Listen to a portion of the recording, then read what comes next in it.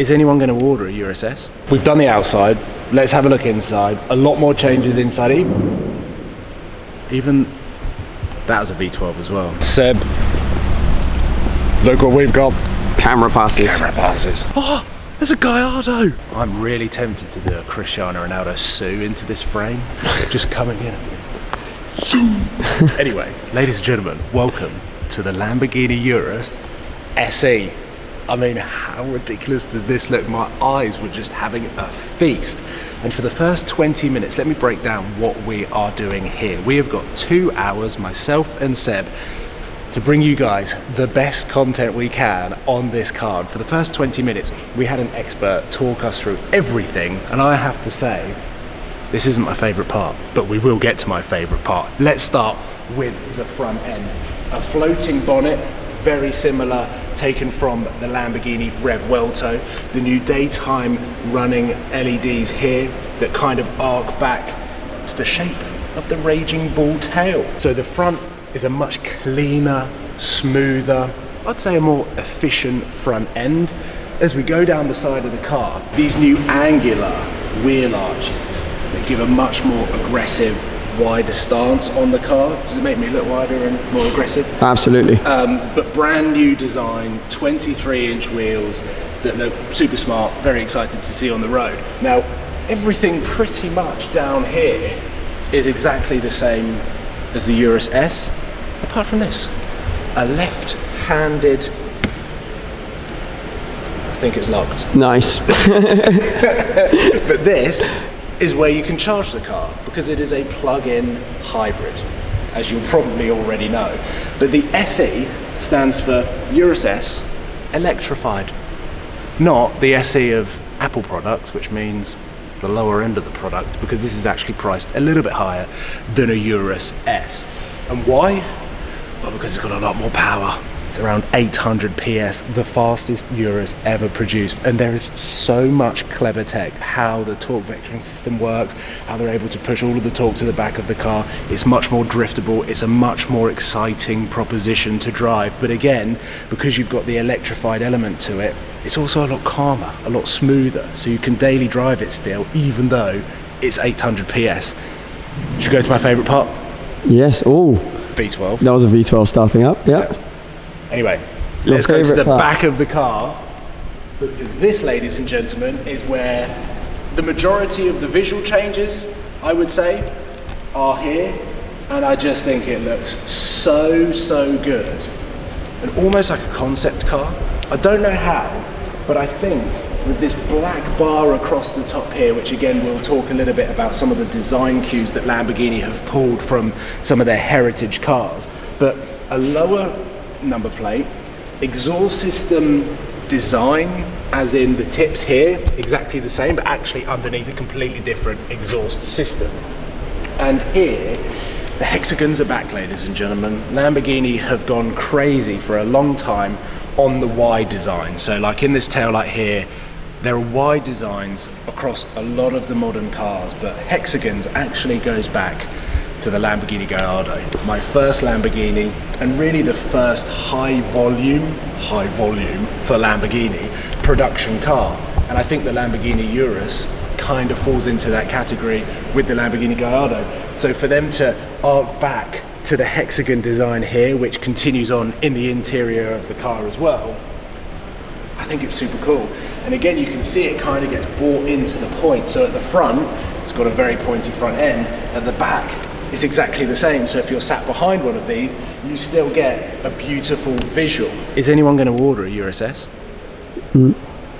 Well, also because the price point's a bit more, but because it's hybrid, in a lot of countries, the road taxes you'll be paying will be way less. So actually, the reality of what you'll be paying year on year on this car will probably be the same as an Urus S. Do you think people really care about saving money buying a Urus? Not buying this car, yeah. Although, what I did find fascinating was for the Urus S, the Performante and the standard Urus, in some countries, because of the emissions, they were having to reduce the power. So some markets were getting a lower powered version of the Urus. However, because the emissions on this are much lower, being a plug-in hybrid, everyone gets the same, 800 PS. Absolutely monstrous. We've done the outside. let's have a look inside. A lot more changes inside. Even that was a V12 as well. Come on, exhaust expert. What was that? I just love being here because there's like a service centre right here. Every little inroad in the factory is just, there's Lamborghinis going everywhere. Jump in, because otherwise I'll just get distracted. Now, we've heard all of the information about the hybrid system, the biggest brakes both front and rear on any production car, and actually they couldn't have gone any bigger on the front, because if they had, then customers that want the 21-inch wheels wouldn't be able to order them because the brakes wouldn't fit. So they've come up with a very clever cooling system that actually works very efficiently. But here it looks kind of the same, and when I first took a glance at it I was like, oh, they haven't actually changed that much on the inside. But this screen is much wider. This whole dash is much more upright. They listened to Urus customers that wanted a little handrest whilst you're picking different settings on the car.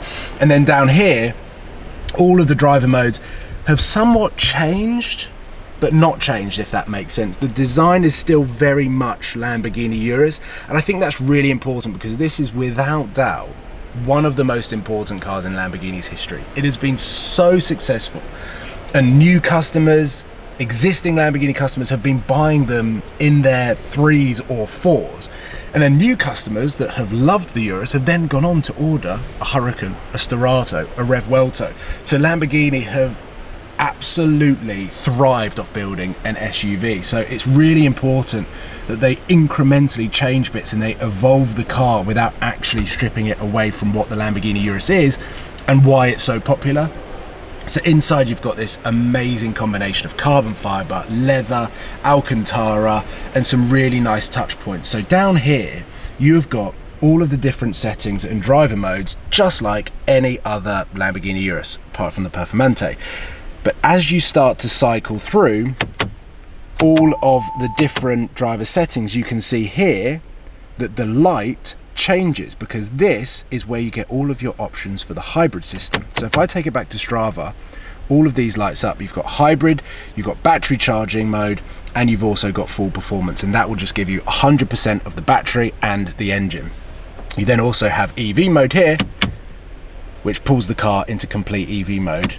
If you want to take it out, I think you probably press Strada. Okay, I'm learning as I go, but I already feel like this makes a hell of a lot of sense, and I think it will be really easy to get to grips with. Some cars that I've driven that have gone into hybrid haven't been that intuitive, but just hearing one person explain it, it all kind of makes sense. There's a couple of buttons down here, you've got a little handle there, you've got all your driving modes there, and then Ego mode, which is like the personalized setting, is now here, along with all of these fighter jet inspired buttons, very similar to the Revuelto. So everything in this car, again, makes you feel like you are a fighter jet pilot.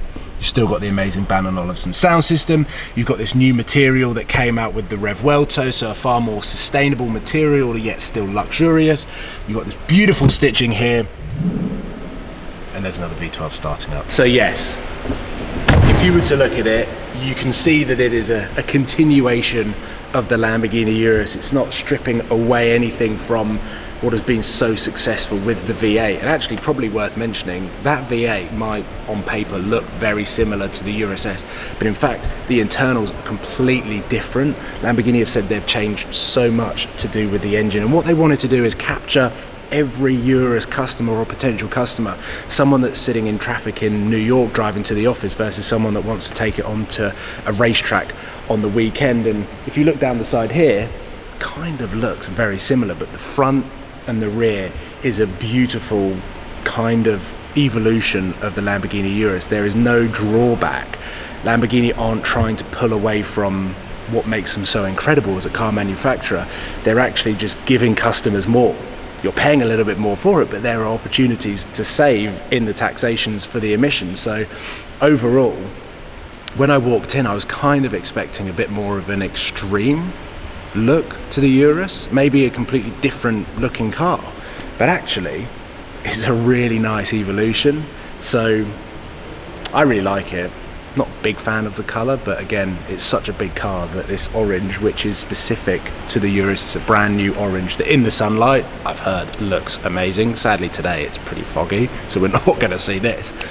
But overall, the rear of the car is without doubt my favourite. There are a load of Easter eggs, design cues on this car that I think will keep you entertained for hours. And overall, I think it's a really, really cool car. And relax, that was the most manic 2 hours with that car. We had to film a video for Seb's channel, we had to film this video, we then ran around with Instagram reels and with our phones, and we were trying to capture as much as possible because we only had 2 hours with the car, and now the next group of media are in. So we're going to go and grab some lunch, head over to the Lamborghini Museum before a video that you've already seen. We get to drive a Lamborghini Huracan Sturato for the first time. A nice treat to finish the rest of the day before we check into our Airbnb. So as all these times that I come to the Lamborghini factory go, an absolutely splendid time. I love coming here. It's the atmosphere, it's seeing the Lamborghinis getting driven around, and because we're going to be taking the Sturato out onto some surrounding roads, I'm hoping to either see a Rev Welto on the road or potentially another Urus SE. Well, there we go. We're walking past the reception to Lamborghini. The factory is always an amazing place to go. We're going to have to... They're opening the barrier for us. How nice of them. That means they think we're as wide as a car. Or we're as important as anyone else. Could be. But what an amazing time to see the Urus SE. Let me know what you think of it. I'm sure you've seen loads of photos, and I'm sure you've seen all of the details, because I did realise after we had left that I don't think I said anything about any of the details, brake horsepower, 0 to 60, how far you could drive an electric charge, because to be honest, I was actually more interested to see what it looked like and what it did. And well, we are now going for lunch, and then whilst I got very excited about seeing this, we've actually selected this car to drive, which you would have already seen the video of, so I don't really know why I'm talking about that. I'll leave the video there, ladies and gentlemen. Thank you very much for watching. Take care, and I will see you very soon for the next road trip and the next adventure with this idiot. Hi. Goodbye.